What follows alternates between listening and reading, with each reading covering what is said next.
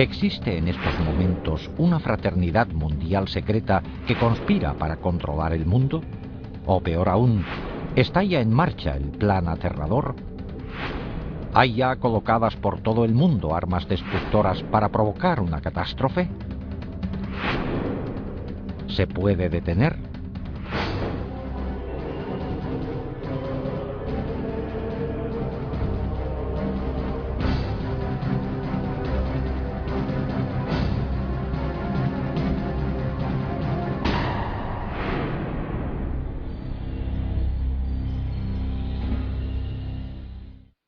Hola, soy Patrick McNee. Se dice que los Illuminati son una sociedad mundial secreta que lleva siglos funcionando. Una fraternidad oculta que cuenta con gente de lo más influyente del mundo. Gente de todas las razas y religiones que ostenta puestos importantes en gobiernos, iglesias, negocios, enseñanza, ciencia, medicina, ejércitos e instituciones financieras y benéficas. Una hermandad secreta cuyo único propósito es hacerse con el control de los recursos y de las finanzas del mundo entero y de sus habitantes. Si existe semejante sociedad, representa la mayor amenaza al mundo libre. De hecho, eso quiere decir que ahora mismo no existe tal mundo libre. Dicen que es absurdo, pero por primera vez hemos obtenido pruebas no solo de la existencia de tal organización mundial, sino de que se ha infiltrado en dos de las agencias secretas más poderosas del mundo. Es más, se han ocultado armas de destrucción masiva en Estados Unidos y otros países para emplearlas en el futuro. ¿Cómo ha podido ocurrir esto? Para dar con la respuesta, primero hay que explorar los enigmas de las sociedades secretas del mundo, cuya historia, ritos y existencia están envueltos en un velo de misterio. Las sociedades secretas han existido desde hace miles de años. Todas tienen una cosa en común: unos conocimientos únicos que juran mantener secretos. Porque, armados de estos conocimientos, limitados a ellos mismos, creen que pueden controlar a otros. Una de las primeras sociedades secretas sigue existiendo hoy día: los masones. Se cree que sus orígenes se remontan al antiguo Egipto, cuando solo un gremio selecto de canteros poseía unos conocimientos matemáticos especiales para construir las pirámides. En toda su historia, los masones han mantenido secretos sus métodos para que solo ellos pudieran construir las grandes estructuras que siguen hoy en día en pie. Primero, las pirámides y luego los grandes castillos y catedrales de Europa. Pero las sociedades secretas no se limitaban a los comerciantes. La palabra asesino tiene sus orígenes en una hermandad secreta de guerreros musulmanes chiíes que controlaban el norte de Siria en la época de las primeras cruzadas del siglo XI. Su especialidad: perfeccionar el arte de matar. La secta fue fundada por Hassan y Sabah, conocido como el Viejo del Monte, que gobernaba desde una fortaleza lejana. Hassan adoctrinó a sus discípulos en la promesa de que, si luchaban y morían por Alá, vivirían eternamente en el paraíso rodeados de placeres celestiales y terrenales. Empleaba la fuerza de la tortura y del asesinato para dar especial impacto a sus doctrinas y garantizar una total disciplina y devoción. Hassan daba hachís a sus fanáticos discípulos para provocarles una sensación de imbatibilidad antes de mandarles a misiones suicidas. Por eso, el nombre de asesino se derivó de la palabra hashashin, o fumador de hachís. En 1100, los asesinos contaban con más de 70.000 miembros fanáticos.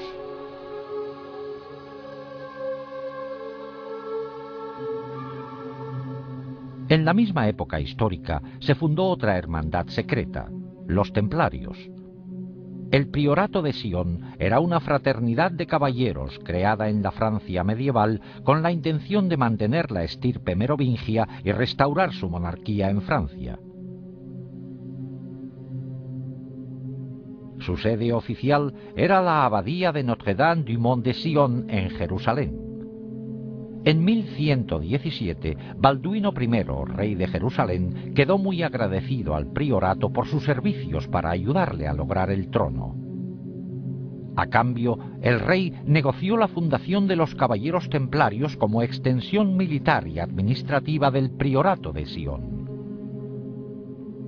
Los caballeros templarios se habían creado 10 años antes, con el fin de proteger a los peregrinos que se dirigían a la Tierra Santa. Durante su estancia en Oriente Próximo, los templarios entraron en contacto con los musulmanes, incluidos los asesinos. De hecho, después de las cruzadas, debido a los enemigos que tenían en común, los asesinos se refugiaron entre los templarios, dejando huella en los soldados cristianos de muchas de sus ideas fanáticas y destructivas. Con el tiempo, los templarios dejaron de ser una organización cristiana convencional y su doctrina y ritos secretos eran mucho más místicos, herejes y ocultistas.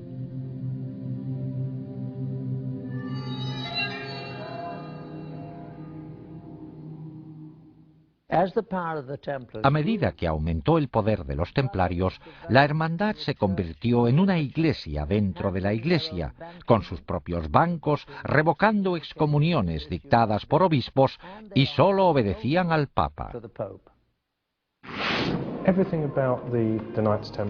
Desde el principio, todo lo relacionado con los caballeros templarios contiene al menos un elemento de misterio.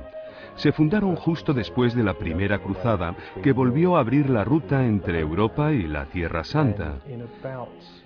Y en 1118, 9 caballeros franceses con conexión con la corte del conde de Champagne se fueron a la Tierra Santa con el fin, según ellos, de proteger los caminos y las rutas de peregrinaje para que los peregrinos estuvieran seguros ahora que podían visitar los lugares sagrados. Una vez en la Tierra Santa, no hay testimonios de que hicieran nada los primeros 9 años. Desde el principio, hay algo que no encaja. Además, hay testimonios de que esta misión para proteger la ruta de peregrinaje era solo una tapadera. En el fondo fueron ahí por otra razón. Por algún motivo, los caballeros creían que había escondido algún tesoro.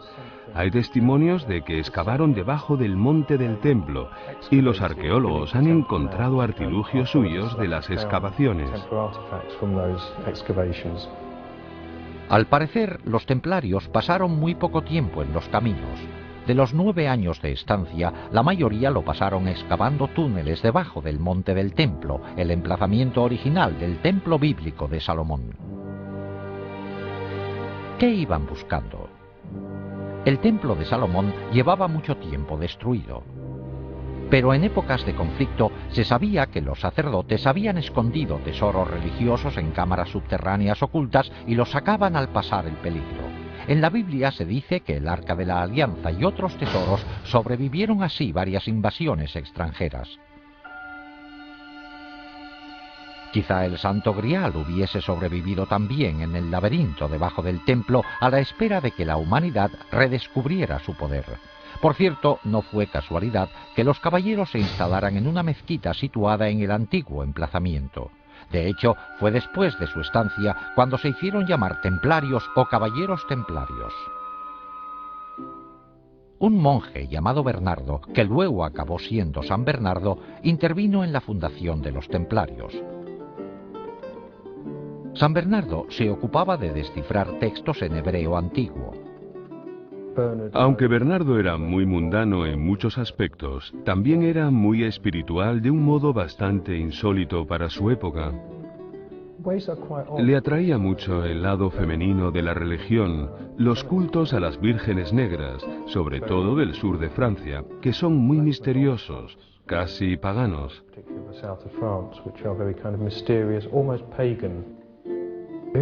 Sentía una gran veneración por lo femenino, expresada de muchas formas en la Virgen María, algo nada común en su época. Eso parece ser lo que le estimulaba más que otra cosa.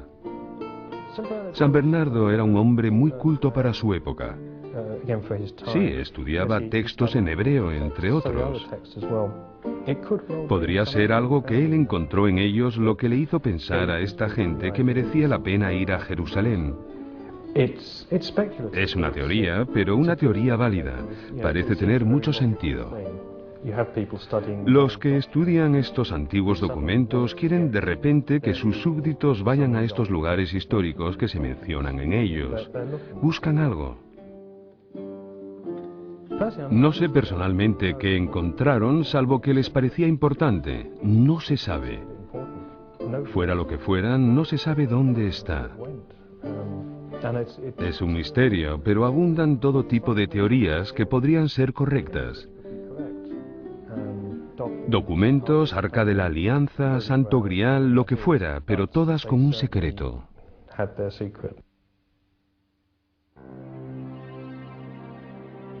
En un texto muy antiguo hay constancia del hallazgo. Nos dirigimos a la cámara secreta e hicimos bajar como antes a un compañero nuestro. Como el sol se hallaba en su punto más elevado, los rayos le permitieron descubrir un pequeño cofre, colocado sobre un pedestal labrado y cubierto de oro.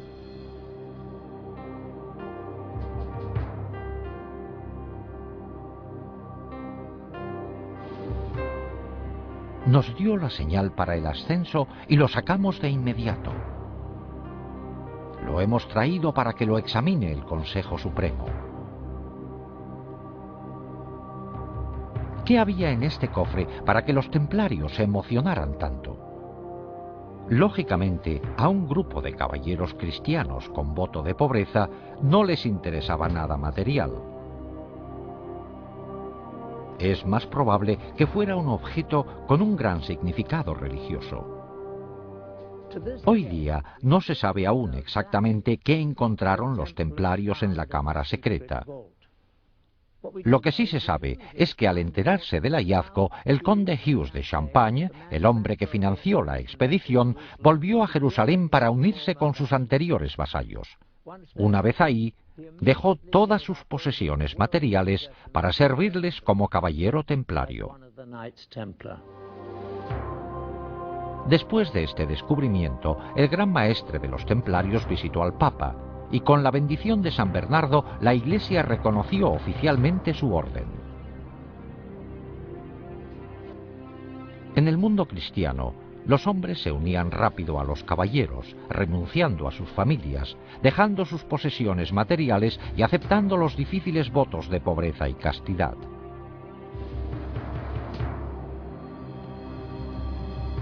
El voto de pobreza es el motivo de que se hicieran ricos, porque quien se hiciera miembro de la orden, quien se hiciera templario, tenía que entregar todas sus posesiones.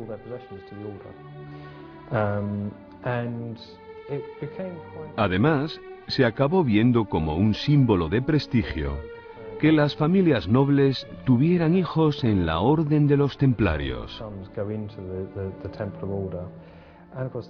Y por supuesto, el dinero o las propiedades que tuvieran iban a las arcas. Además, cuando el Papa aprobó la orden, la bendijo y dijo que era bueno que quienes quisieran impresionar al Papa donaran fincas y dinero a esta nueva orden. Y en cantidades ingentes, ningún caballero podía poseer nada. O sea que todas las posesiones como fincas, castillos, ganados y dinero que se les regalaba iban a parar a la orden.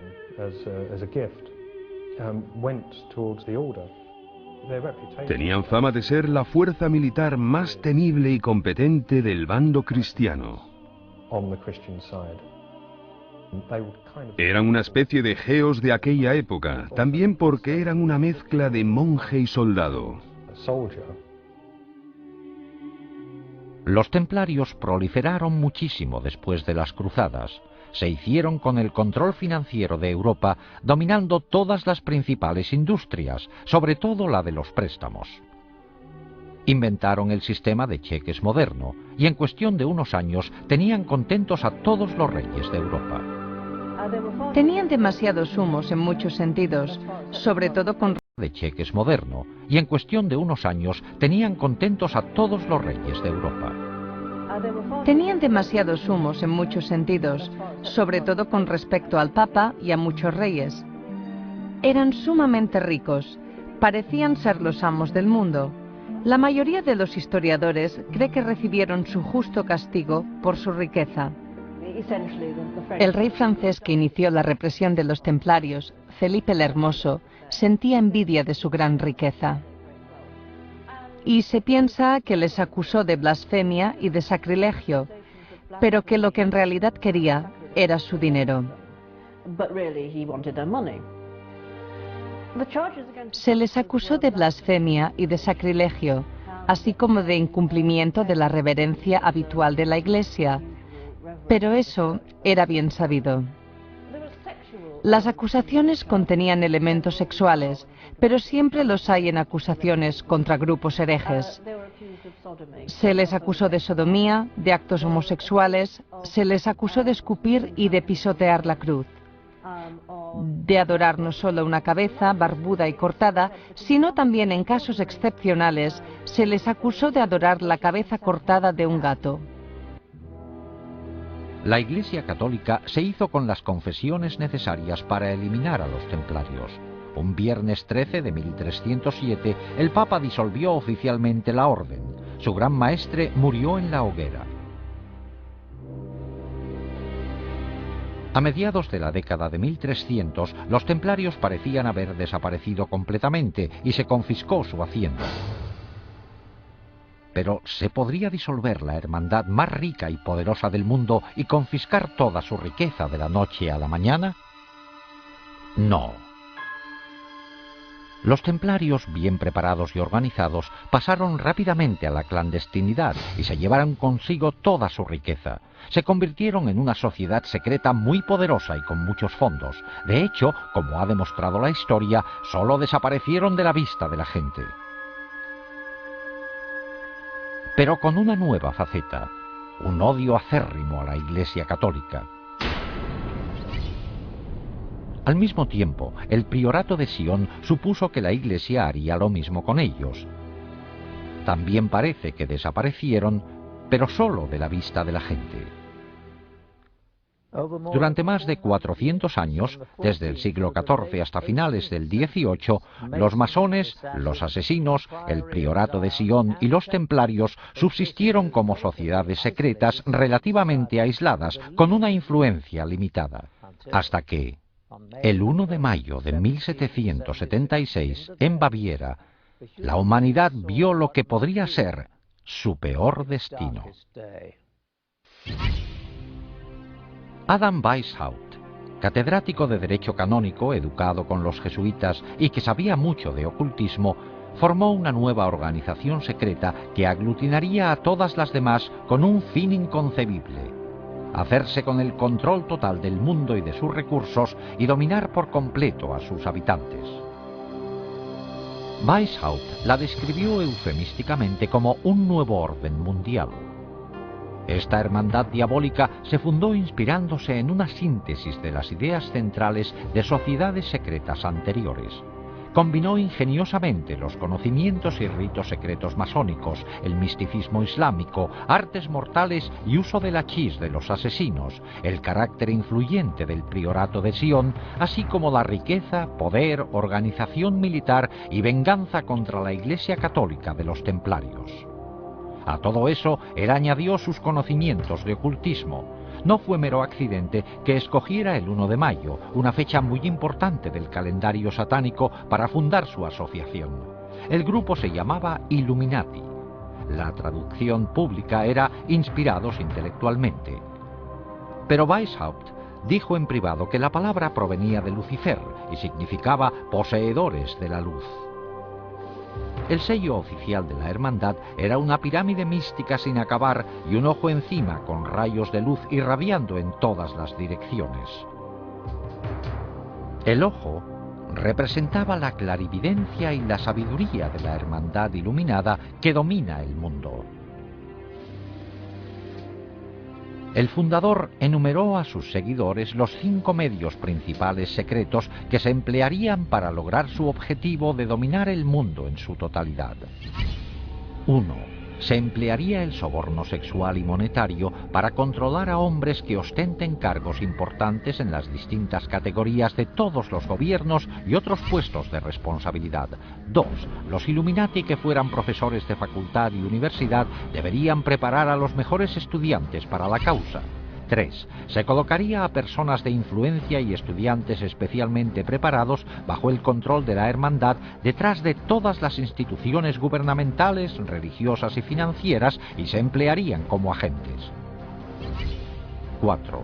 La sociedad secreta dominaría absolutamente los medios de comunicación, de modo que toda la información pudiera manipularse para convencer a las masas de que un gobierno único mundial es la única solución de muchos problemas. 5.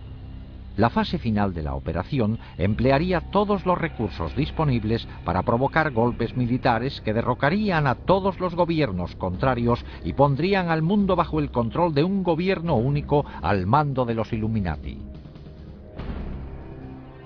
El grupo se componía al principio de masones del grado 32 y utilizaba diversas logias masónicas de tapadera como lugares de reclutamiento. El masón reclutado de mayor categoría fue un noble del norte de Alemania, el barón Kanicki, conocido también como Adolf Francis, un personaje clave en el mundo masón europeo. Los Illuminati eran muy reservados, hasta el punto de llamarse a sí mismos y sus centros con nombres clásicos falsos. Por ejemplo, Weishaupt era Espartaco, Canige era Filo, la sede era Eleusis, Austria era Egipto, etc. Las fechas se indicaban de forma codificada. Bajo la dirección de Canige, el número de miembros ascendió a más de 3000. Pero un triunfo tan rápido también provocó oposición. Los jesuitas se habían opuesto a los Illuminati desde el comienzo y al final todos los sacerdotes acabaron siendo enemigos acérrimos. La Iglesia Católica se opuso a la sociedad secreta. De hecho, los sacerdotes se opusieron tanto que el gobernador de Baviera declaró a los Illuminati conspiración ilegal por edicto en 1784. Muchos Illuminati fueron encarcelados y algunos, incluido Weishaupt, fueron exiliados. Al poco tiempo, la masonería también fue eliminada de Baviera.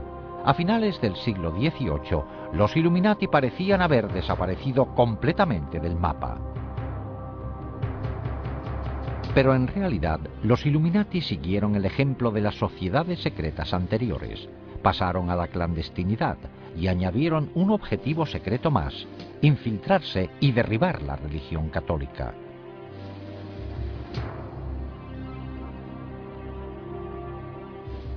Al observar el mundo hoy día, ¿qué vemos de las sociedades secretas? Existen centros masónicos abiertos en todo el mundo como una organización importante. Los templarios subsisten hoy día como organización masónica de primera categoría en el rito masónico de York. Aún sigue siendo en parte un secreto lo que ocurre dentro de los centros masónicos. Quizás solo los miembros más importantes conozcan los ritos secretos, los objetivos y la venganza contra la Iglesia Católica. Los masones y los templarios han sabido integrarse muy bien en las sociedades más respetadas del mundo. En menor grado, los asesinos han aparecido en público de vez en cuando en la historia. A principios de la década de 1800 se les vio en la India bajo la dirección del Aga Khan, al que atribuían poderes divinos.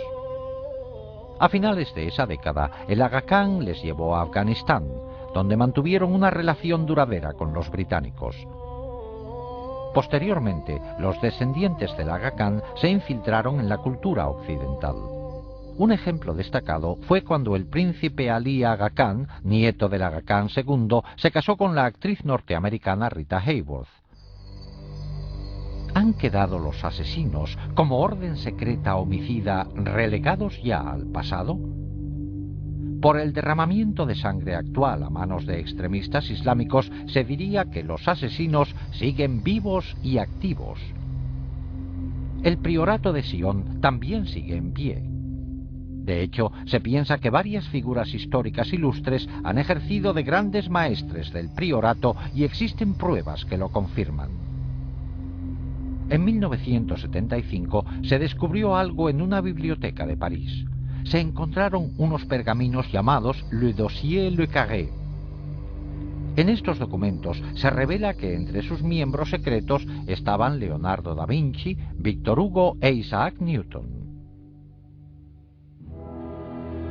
Hay quienes atribuyen al priorato la creación de la Unión Europea.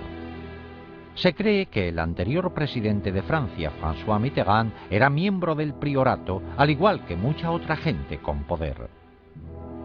En cuanto a la estirpe merovingia, que los miembros del priorato juraban proteger, aún se mantiene. Por matrimonios entre parientes, la mayoría de las familias reales europeas pueden decir que son de ascendencia merovingia, y se dice que de estas familias reales han salido los 44 presidentes de Estados Unidos. Estas conexiones por todo el mundo a través del priorato de Sion eran el medio del que se valían los Illuminati para influir en la política y en el poder mundiales. Pero ¿qué pasó con la sociedad más secreta de todas?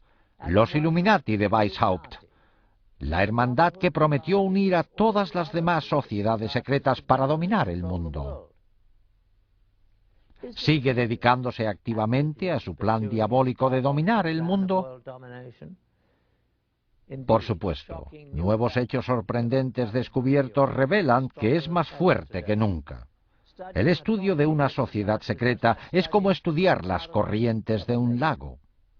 Las ondas de la superficie nos dan pistas para saber lo que pasa en el fondo. El gran plan de los Illuminati requería infiltrarse en los gobiernos de todo el mundo.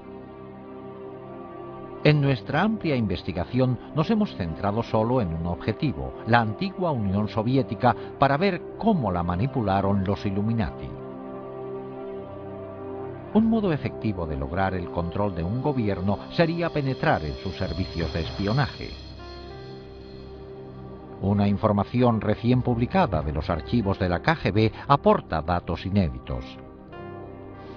Ahora que ya no existe la Guerra Fría, se está sacando ilegalmente información secreta de cámaras cuidadosamente vigiladas en lo que antes era la Unión Soviética. Con el cambio a una economía de mercado, muchos artículos antes no disponibles para los rusos van a parar al extraperlo. Se dice que en la nueva Rusia todo se vende, incluidos secretos de Estado y los espías que los guardaban. Con el derrumbe de la Unión Soviética se disolvió la KGB. El nuevo gobierno creó sus nuevas agencias propias de seguridad y de espionaje y empleó a muchos trabajadores de la antigua KGB, pero dejó a muchos sin trabajo. Incluso a los que tenían empleo no se les pagaba a menudo lo prometido. Observamos que muchos empleados de la antigua KGB estaban dispuestos a aportar información personal de sus actividades secretas en la agencia por un precio. Sin embargo, cuando se mencionaba el tema de los Illuminati, ninguna cantidad de dinero podía persuadir a nadie a hablar de ello. Interpretamos esto como una señal definitiva de que íbamos por buen camino y de que estábamos a punto de correr el peligro de descubrir la presencia de la hermandad secreta en la KGB. Los antiguos empleados de la KGB estaban dispuestos a mandarnos a fuentes clandestinas donde podríamos recabar más datos, pero por nuestra cuenta y riesgo. Aunque la mayoría de las pistas resultaron ser infructuosas, vimos que con paciencia, dinero y un poco de suerte es posible adquirir documentos soviéticos secretos. Con una cámara oculta grabamos numerosos encuentros durante varios meses en que intentamos obtener material relacionado. Esta transacción entre un contacto nuestro en Moscú y extraperlistas resultó ser uno de los encuentros más fructíferos. Aunque, como verán, no faltaron momentos de tensión.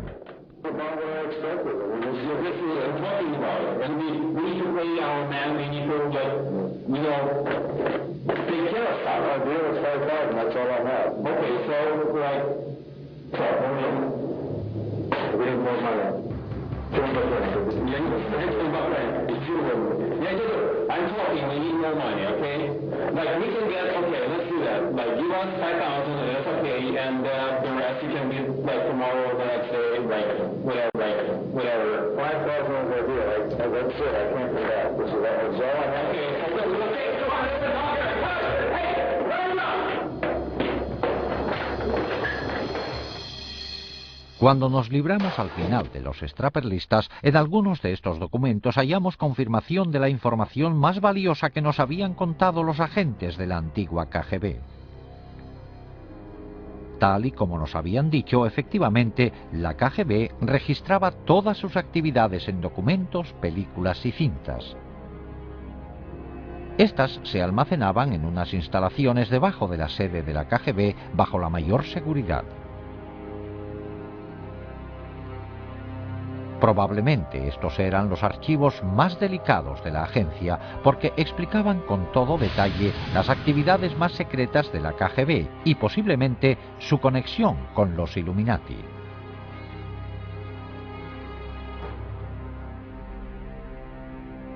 Los documentos que compramos en el mercado negro fueron todo un logro.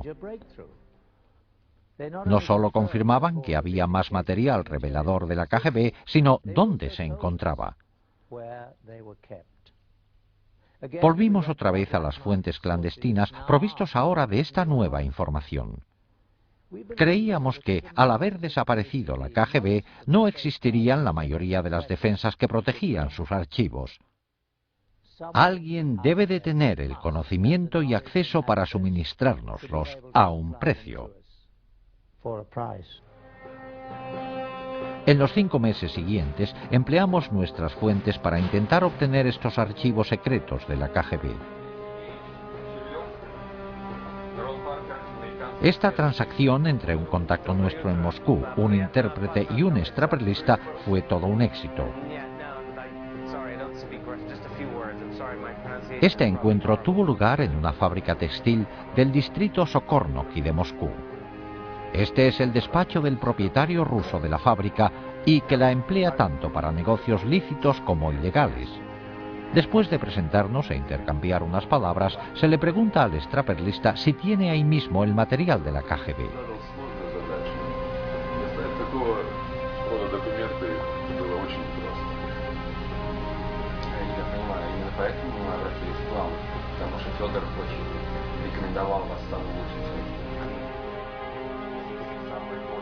Se sacan de una caja fuerte los documentos relacionados con las películas y cintas que el extraperlista ha prometido entregar. Después de inspeccionar los documentos y verificar su autenticidad, la transacción se da por terminada.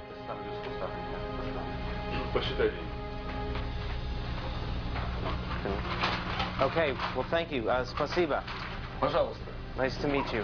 Дмитрий Сергеевич, спасибо за вашу работу. До свидания. Una vez realizado el pago, les llevan a otro despacho, donde se dice que están almacenadas las películas y las cintas.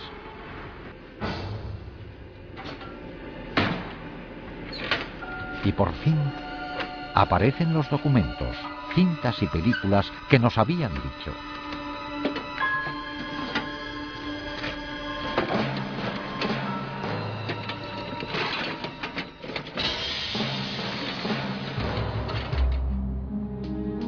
En una asombrosa revelación, incluida en los documentos secretos que obtuvimos, hallamos la prueba de que los Illuminati se infiltraron en la URSS y en la KGB.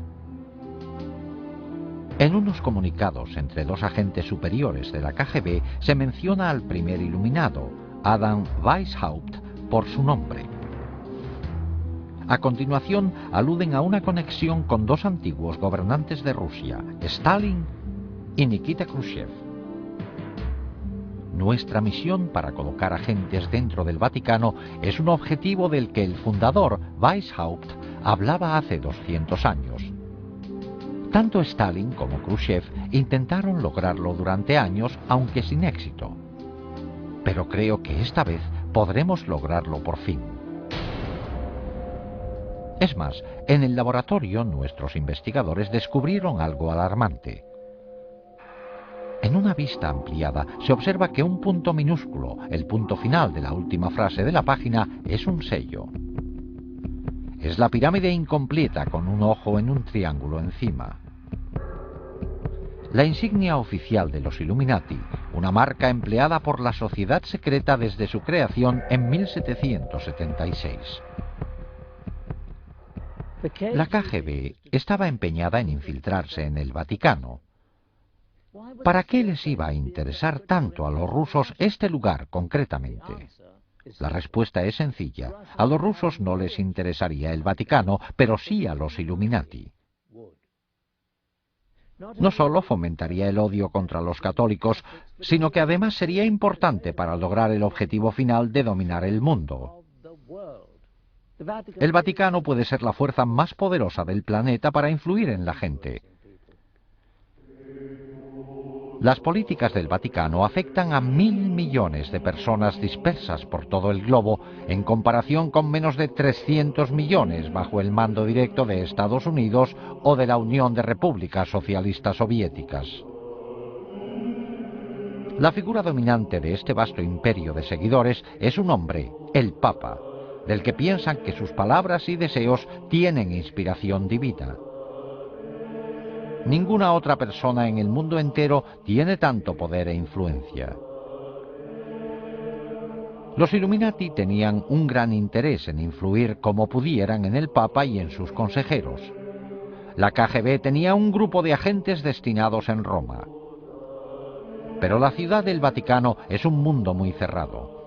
Un estado independiente reconocido oficialmente con su propio gobierno. En efecto, es un estado soberano dentro de Roma.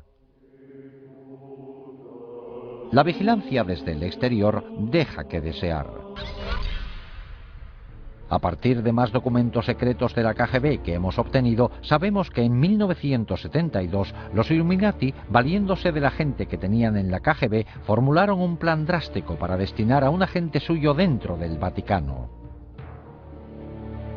De nuevo, el punto final de la última frase del documento es la pirámide y el ojo en miniatura, la insignia oficial de los Illuminati. Por fin, la hermandad secreta podría empezar a controlar la Iglesia Católica desde dentro. Enviaron a un agente al Vaticano haciéndose pasar por un sacerdote ucraniano expulsado de su país por los comunistas, por su retórica anticomunista. Enseguida le aceptó el clero proamericano del Vaticano.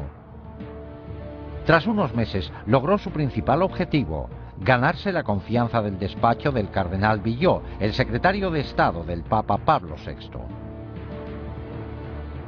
En esta secuencia filmada que obtuvimos en exclusiva de la KGB, está a la derecha el agente haciendo de sacerdote. A la izquierda está el ayudante principal del cardenal Villot. Devo tornare all'ufficio, devo fare cose lì e tutto il resto. Ok, spero che... Ecco che arriva. Buongiorno. Buongiorno, come va? El tercer hombre es otro agente de la KGB, destinado sin duda a la organización por los Illuminati. Pretende también acceder al cardenal.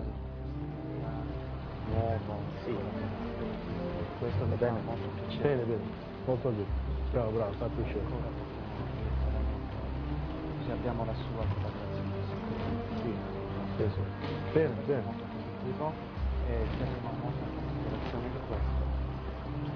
Sappiamo quanto importante è per noi questa collaborazione. Cuando el ayudante de Villot viaja cada mes a Milán, como de costumbre, la KGB instala una cámara en la habitación de su hotel. Como es típico de la KGB, están planeando chantajear al ayudante para que siga colaborando. Durante varios días, una mujer hace amistad con él y se gana su confianza. En la película se ve que se preparó bien la trampa.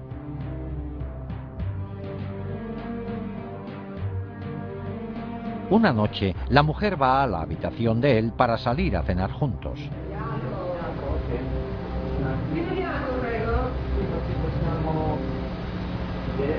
fare questo fatto. Ho soltanto del buon vino rosso, che riesci un pochino... Va bene. Mientras él se va a servir unas bebidas, ella se quita la blusa.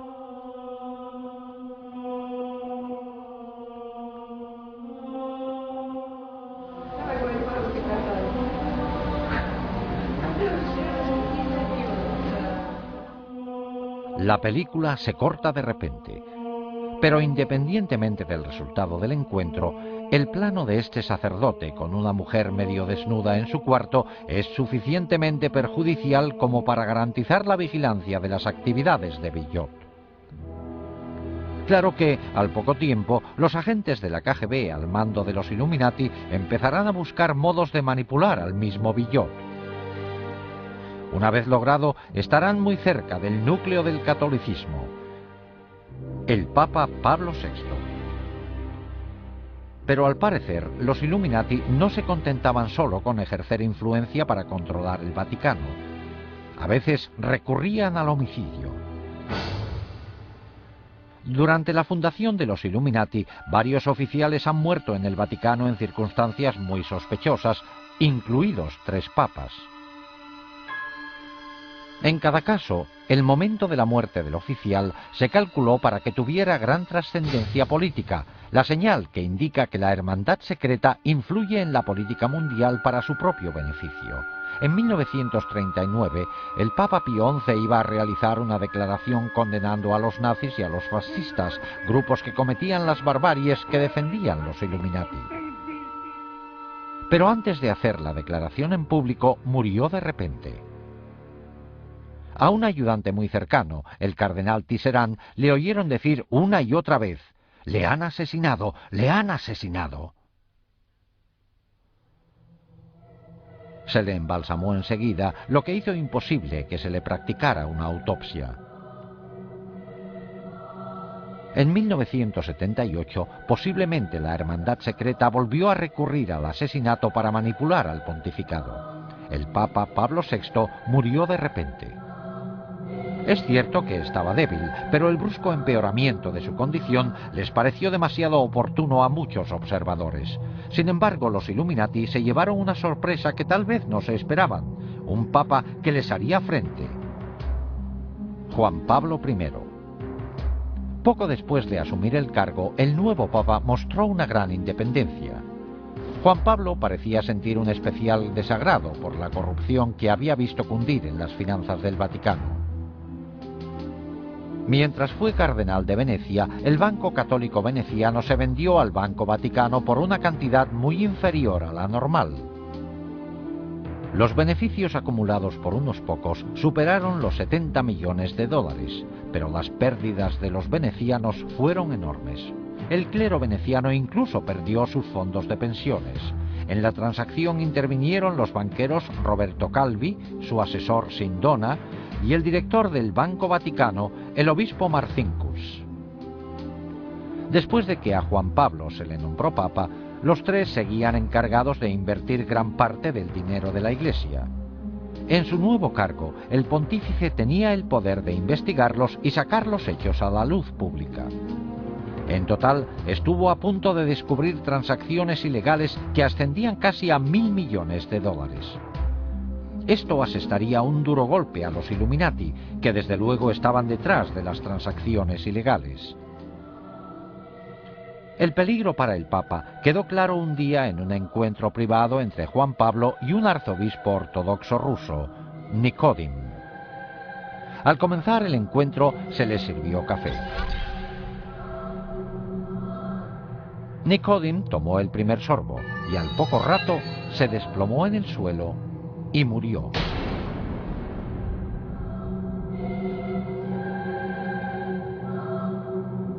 La cara se le desfiguró con un gesto horrible, como retorciéndose del dolor. El Papa, estupefacto, volvió a colocar su propia taza antes de dar un sorbo. Seguramente pensó que habían envenenado el café por él.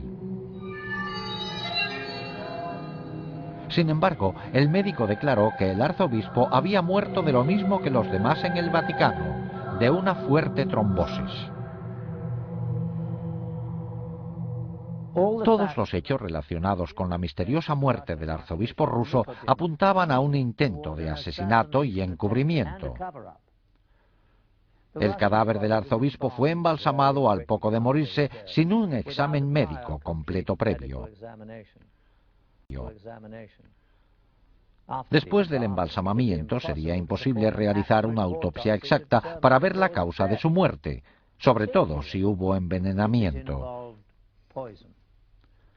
Además, el café que bebió el arzobispo no se recogió nunca para analizarlo y no se llevó a cabo jamás una investigación forense.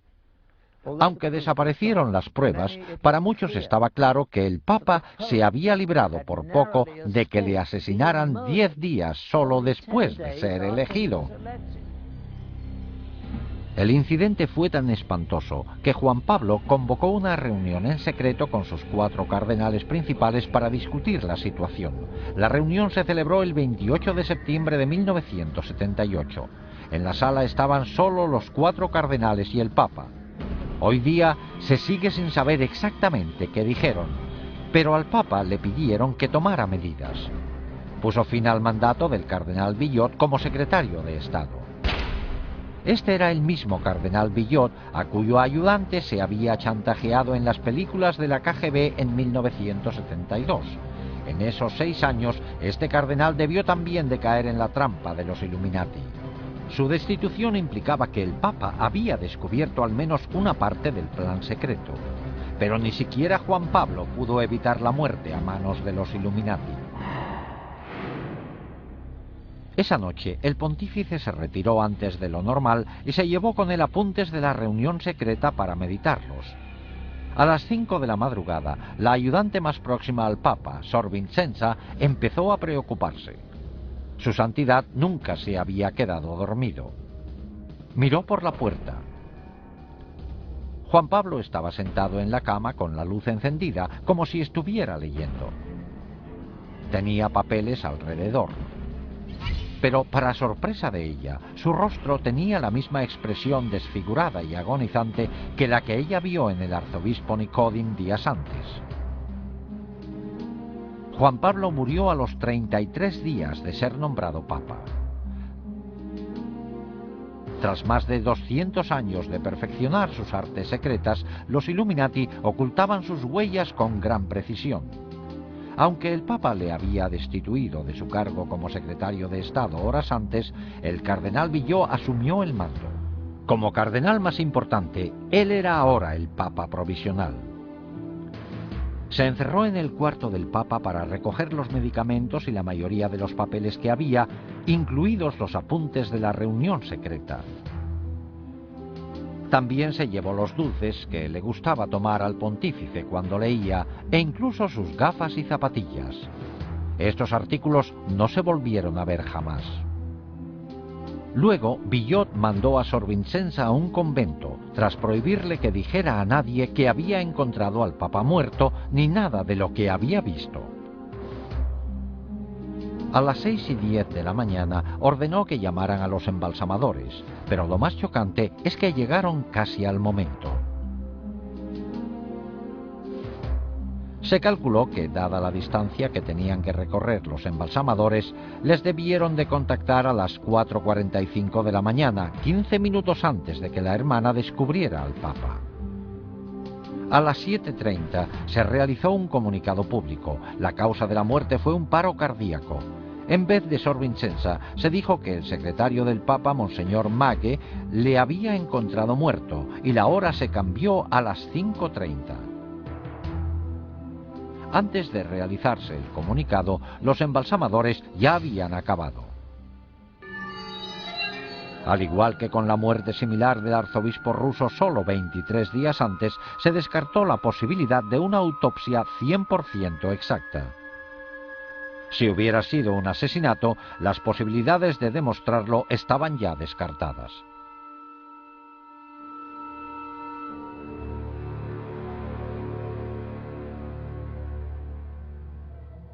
10 días después del funeral de Juan Pablo, el cardenal Villot reunió al cónclave para nombrar a un sucesor.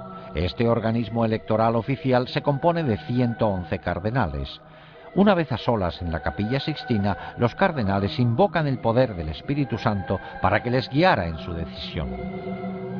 Pero en realidad, los principales candidatos a papa no se deciden en el cónclave a puerta cerrada. Estas decisiones se toman en los elegantes restaurantes de Roma, donde los cardenales con más poder se reúnen para comer juntos. Cuando los cardenales se reunieron en la Capilla Sixtina a puerta cerrada la mañana del domingo 15 de octubre de 1978, el cónclave se convirtió en un escenario de manipulación política en todos los sentidos. Desde promesas susurradas al oído entre los cardenales hasta discusiones acaloradas, la tensión aumentaba con cada votación. Después del octavo escrutinio, empezó a salir humo blanco por el Vaticano indicando que se había elegido a un nuevo papa. También indicaba una derrota total para la KGB y los Illuminati. El nuevo pontífice era un polaco anticomunista acérrimo, Juan Pablo II. Pero los Illuminati no se dan por vencidos fácilmente. El 13 de mayo de 1981, Mehmet Ali Achka, un hombre buscado en Turquía por asesinato, esperaba de pie entre la multitud a que pasara el Papa fuera de la Basílica del Vaticano. Según Ali Achka, Juan Pablo II salió del Vaticano en un vehículo blanco sobre las 5 de la tarde. Al pasar el Papa, Ali Achka sacó una pistola y le disparó 3 veces antes de que la gente lo tumbara. El Papa quedó herido de gravedad, pero se recuperó para continuar con el pontificado. Al principio, Ali Achka afirmó que había actuado a solas, pero los investigadores se convencieron de que una conspiración mucho mayor se había valido de este desequilibrado para cometer un asesinato. Al poco tiempo, Ali Achka confesó que el incidente fue parte de una conspiración búlgara de la KGB. Pero, por supuesto, Bulgaria y la URSS negaron estar implicadas. Cuando el tribunal le condenó a cadena perpetua, se mostró sorprendido de que se le dejara cargar con toda la responsabilidad a él solo. Entonces empezó a facilitar datos precisos de la conspiración a investigadores italianos y nombró a todos los implicados. El 25 de noviembre de 1982, Serge Ivanov Antonov, un empleado de la Aerolínea Nacional Búlgara, fue arrestado en Roma acusado de estar implicado en el intento de asesinato. Poco después, la lista aumentó al incluirse a 3 búlgaros más y a 4 turcos. En julio de 1983, cuando trasladaron a Achka a otro centro, admitió en público la conexión de la KGB, mientras gritaba a los reporteros que la KGB y el servicio de espionaje búlgaro estaban implicados. Más tarde, explicó que había sido entrenado en Bulgaria y Siria por expertos en terrorismo internacional de la KGB. También confesó que Antonov era cómplice, así como 2 empleados de la embajada búlgara. En 1984, el juez italiano Jario Martella llegó a la conclusión de que la KGB y el servicio de espionaje búlgaro estaban implicados en el intento de asesinato. El juez dictó este fallo basándose en los hechos siguientes. Achka empleó un pasaporte falso para poder entrar en Italia, algo disponible solo de fuentes muy sofisticadas. También tenía suficiente dinero como para permanecer largas temporadas en Bulgaria, Suiza y otros países europeos. Había pruebas de que recibió un gran apoyo en sus actividades en Italia destinadas al intento de asesinato. En primavera se convocó el juicio de 8 hombres acusados de conspirar para matar al Papa y los hechos empezaron a esclarecerse. En el juicio, varios acusados turcos declararon que habían ayudado a Achka en sus viajes de Turquía a Italia pasando por Bulgaria. Otro dijo que había realizado pagos a Achka de los búlgaros acusados. Uno confesó haber entregado a Achka el arma del asesinato en un restaurante de Milán. En los años 80, después de 2 siglos de asignar a sus miembros a puestos elevados, los Illuminati se habían hecho con el control de los tribunales italianos. Al final, para mayor asombro de muchos observadores, el tribunal italiano declaró que faltaban pruebas suficientes para condenar a los conspiradores. El caso Achca demostró no solo que la hermandad secreta había puesto en peligro el sistema jurídico italiano, sino que además los Illuminati se habían infiltrado en la dirección de la KGB. En 1990, Víktor Ivanovich Sheimov, un comandante de la KGB que desertó a Estados Unidos, realizó una sorprendente declaración. Antes de huir de Rusia en 1980, recibió la orden de obtener toda la información posible de cómo poder acceder al Papa en persona. La orden fue firmada por Yuri Andropov, el entonces jefe de la KGB. El mismo Andropov que, solo unos años después, llegaría a ser el presidente de la URSS. La última medida de los Illuminati para dominar preveía golpes militares en todo el mundo para hacerse con el poder y así crear un único gobierno mundial controlado por ellos. Para lograrlo, emplearían el enorme excedente de armas destructoras acumuladas en la URSS para amenazar al mundo entero.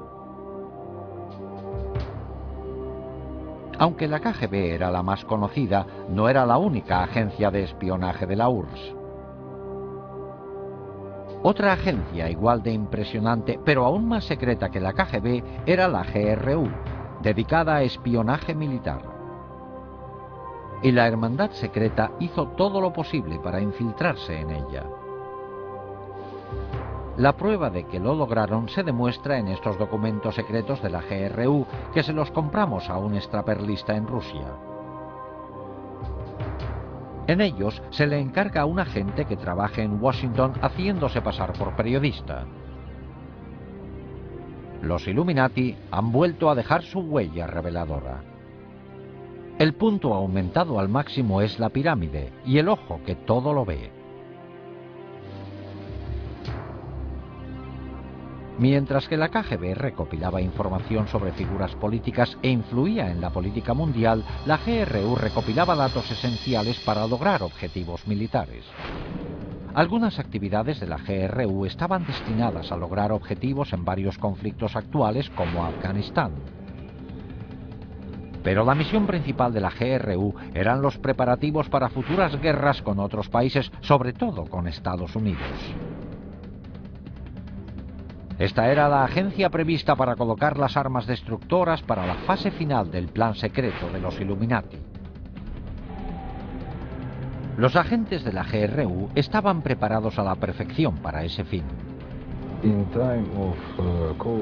En la época de la Guerra Fría, desde el principio hasta el final, prácticamente en todo el servicio militar, nos empleaban para preparar militarmente a la Unión Soviética para una futura guerra con Estados Unidos. Aparte de su formación militar, los agentes de la GRU recibían 3 años de entrenamiento exhaustivo. Aprendían a usar todos los instrumentos y técnicas de espionaje y se hacían expertos en explosivos. En cuanto estaban preparados, les destinaban a países extranjeros. A algunos les hacían pasar por diplomáticos e iban a trabajar en embajadas. Otros asumían cargos de periodistas, como es el caso de los documentos secretos que obtuvimos con la insignia de los Illuminati. Uno de ellos fue Stanislav Lunev, un antiguo coronel de la GRU que en 1992, después de 20 años en la agencia, fue el oficial militar de mayor categoría de Rusia en desertar. En su libro, así como en una entrevista exclusiva con nosotros, Lunev nos muestra directamente los entresijos de la GRU. Aunque no se le veía la cara, no mencionó siquiera a los Illuminati, aunque en ningún momento negó su existencia ni su colaboración con la GRU.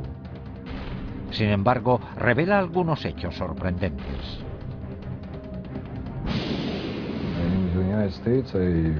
En Estados Unidos, trabajé en el sector operativo de Washington haciéndome pasar por corresponsal de la agencia de noticias TASS. Es una tapadera muy buena, porque los periodistas y los espías, los verdaderos espías, tienen mucho en común. Los dos buscan noticias e información. Una vez asignados en su puesto, los agentes de la GRU tenían varios cometidos. Uno era ayudar a coordinar campañas terroristas para desestabilizar gobiernos hostiles. Oficiales de la GRU han revelado que durante la guerra del Vietnam, la agencia invirtió más de $1.000 millones en fomentar la campaña antibelicista en Estados Unidos. Esta habilidad para manipular los gobiernos era un arte que encaja perfectamente con los planes futuros de los Illuminati para derrocarlos. Otra faceta importante del trabajo de los agentes de la GRU era preparar el terreno para las fuerzas especiales rusas, los Spetsnaz. Estas tropas de élite al mando de la GRU penetrarían en los países para realizar sabotaje militar en caso necesario.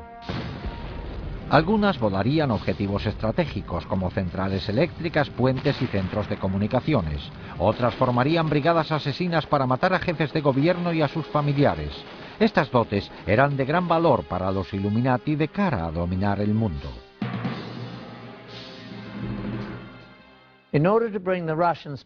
Para trasladar las fuerzas especiales rusas al extranjero cuando hiciera falta, la GRU tenía que cerciorarse de que tuvieran acceso para cruzar las fronteras.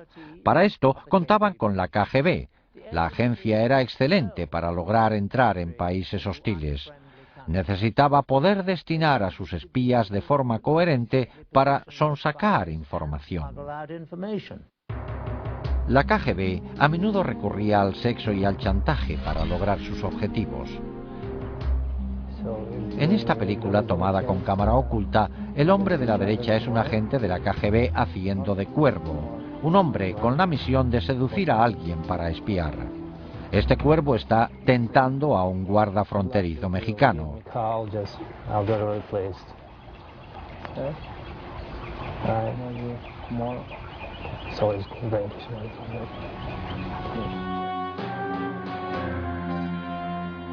En cuanto el guarda picó, los agentes de la KGB podían cruzar de México a Estados Unidos por este puesto sin problemas. Esta información se pasaba a la GRU para que también pudiera hacer uso del acceso e introducir a agentes y a los Spetsnaz cuando se les llamara. So, will you call me? I call you. You will?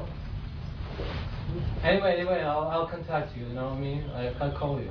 I'll find you, then I'll call you. Are you okay? Yeah, I'm okay. Okay.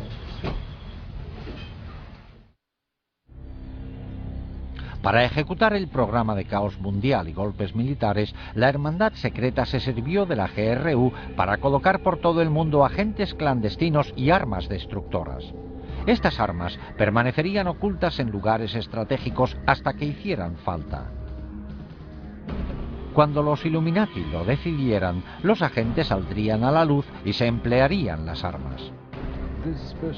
Los comandantes de estas fuerzas de operaciones especiales son militares profesionales muy bien preparados y vendrán cuando se produzca un gran conflicto.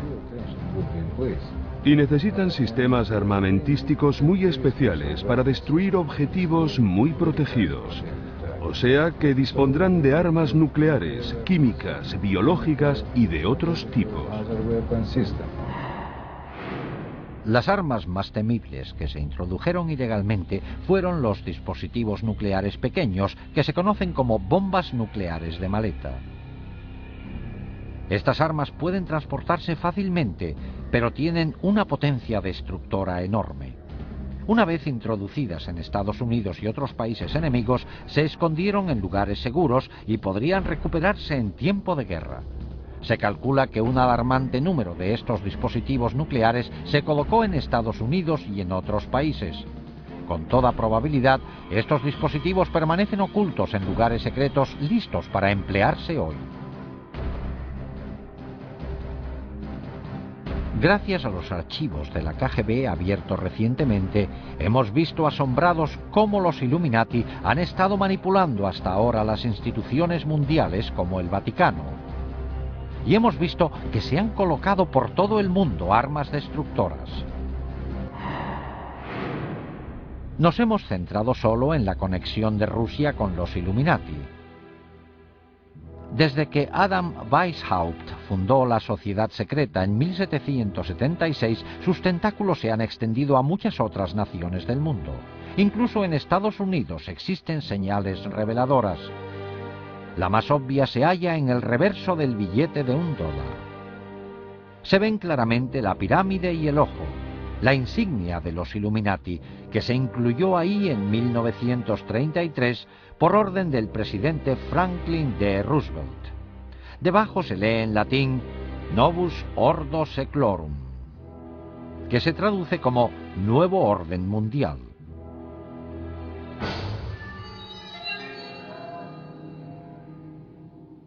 ¿Puede pararse el inconcebible plan de dominio mundial de los Illuminati? Lo único que temen las sociedades secretas es que las descubran. Hoy día están proliferando los libros sobre este espeluznante tema. Internet está repleto de información sobre esta organización secreta. Lo único que podemos hacer es esperar que toda la gente del mundo vea las señales y que hagan caso de la clara advertencia de que hay quienes están escondidos al acecho pensando en quitarnos nuestra libertad. Con ustedes, Patrick Macnee, gracias por su atención.